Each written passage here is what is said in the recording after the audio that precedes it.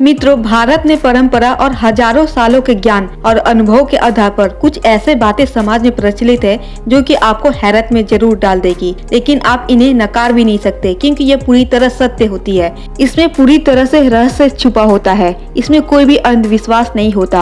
आप इन्हें माने या ना माने, लेकिन अधिकतर लोग तो इस पर विश्वास करते हैं। यह हमारे शास्त्रों में लिखा है। लेकिन प्राचीन काल से ही लोक परंपरा और स्थानीय लोगों की मान्यता पर आधारित है। इन बातों को आज भी लोग सही मानते हैं। उन हजारों बातों में से कुछ ऐसी बातें हैं जो आपकी जिंदगी और मौत से जुड़ी हुई है। उन्हीं में से कुछ बातों को हम जिक्र करेंगे। मित्रों, हमारे शास्त्रों में वर्णित सबसे पहले बात करते हैं हड्डी बजाना। इसे हड्डी तोड़ना, चटकाना या काटना भी कहते हैं। अक्सर लोग अपनी अंगुलियों की हड्डियों को चटकारते हैं। माना जाता है कि ऐसा करने वाले के हाथों से लक्ष्मी चली जाती है। और वैज्ञानिकों का मानना है कि कई लोगों को अपने शरीर के हर जगह की हड्डी चटकारने की आदत होती है, जिसके चलते एक दिन सभी जॉइंट ढीले पड़ जाते हैं और बुढ़ापे में उसकी शक्ति कम हो जाती है। फिर हाथों की अंगुलियों से चाय का कप पकड़ने पर भी वो हिलेगा। इस तरह से हड्डियों को या अंगुलियों को चटकाना काफी नुकसानदेह होता है, जो कि गठिया को जन्म देती है और ये हमारे भाग्य को भी कमजोर बनाती है। नंबर 3 पर आती है सीटी बजाना। मित्रों, सीटी बजाने का मतलब संकट को बुलाना।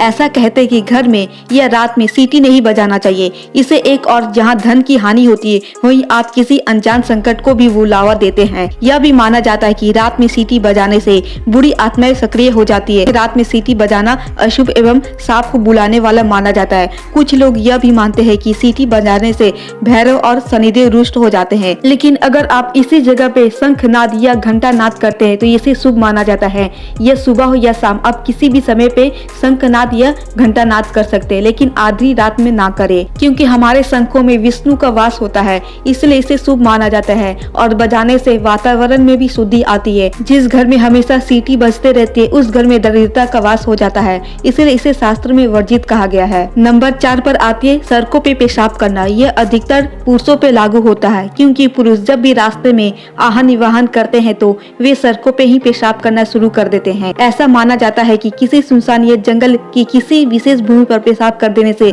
भूत पीछे लग जाते हैं, क्योंकि हमारे शास्त्र में वर्णित है कि जो भी पुरुष सूर्य नारायण की तरफ मुख करके पेशाब करते हैं वे अपने दुर्भाग्य को जन्म देते हैं। ऐसा हमारे शास्त्र में वर्णित है कि पुरुष को कभी भी सड़क पर पेशाब नहीं करना चाहिए। अक्सर पुरुषों को देखा जाता है जब वे रास्ता से चलते हैं तो अपने आप को नियंत्रित नहीं करते हैं और सड़क पे ही पेशाब कर देते हैं। पेशाब करने से बहुत सारे दोष लगते हैं, जैसे पित्त दोष, वास्तु दोष, और सूर्य नारायण भी इससे कुपित होते हैं, क्योंकि आप सूर्य की तरफ ही मुख करके ऐसा गंदगी करते हैं। इसलिए इससे बचे। और हमारे शास्त्रों में ये भी कहा गया है कि ऐसे में कुछ लोग पहले थूकते फिर पेशाब करते हैं, और कुछ लोग कोई मंत्र वगैरह पढ़कर ऐसा करते हैं, और साथ ही लोग नदी, पुल या जंगल की पगडंडी पर पेशाब करते हैं। ये बड़ा ही अशुभ होता है। भोजन के बाद पेशाब करना भी अशुभ माना जाता है। और इसके बाद बाइक कर सोना, इसमें सपनों में दुष्स्वप्न दिखाई देता है। जो व्यक्ति सड़कों पे सूर्य नारायण की तरफ मुख करके पेशाब करते हैं वो अपनी आयु को छीन करते हैं। उनकी आयु कमती जाती है और यमराज भी उन्हें जल्दी ही ले जाते हैं। और अगर आप भूल से भी सड़कों पे पेशाब कर देते हैं और दिन अमावस्या की है तो आपकी खैर नहीं। उसके बाद आपके ऊपर पित्त दोष की जगह आपके ऊपर पेट दोष भी लग सकता है।